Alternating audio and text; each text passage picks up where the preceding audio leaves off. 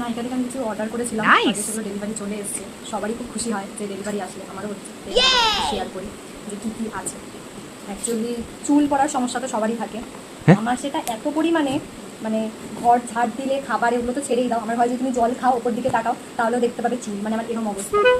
আমি যখন লোকের বাড়ি যাই, সবাই প্রথমে এটাই টিপস দেয় আমাকে যে চুল পড়া। প্রথমে ভাবতাম যে আমি লোকে মনে হয় কেয়ার করছে আমাকে, তারপর আমি যেটা বুঝলাম লোকে অতিষ্ঠ হয়ে আমাকে চুল পড়ার কিছু না কিছু টিপস সবসময় দিতেই থাকে। তো সেগুলোর জন্য আমি কিছু অর্ডার করেছি, দেখাই কী কী অর্ডার করেছি। আজকে যেটা আছে সেটা হচ্ছে এই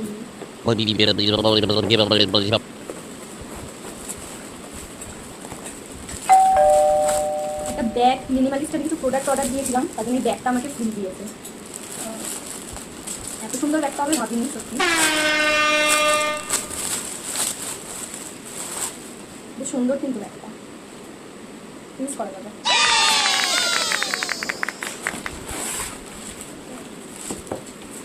তারপরে যে দুটো প্রোডাক্ট,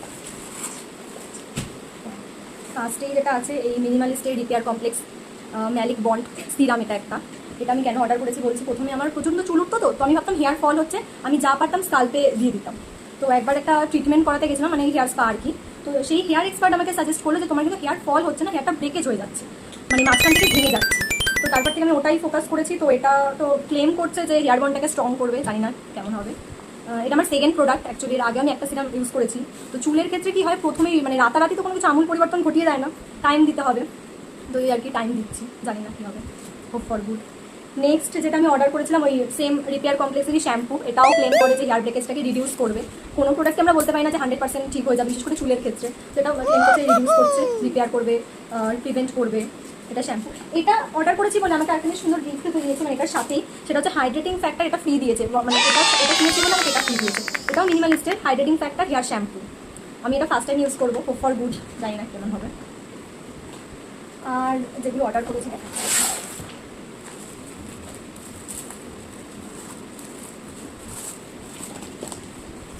তো এটা আমি ফার্স্ট টাইম অর্ডার করেছি hair growth serum, hair growth activate 18% মিনিমালিস্টের।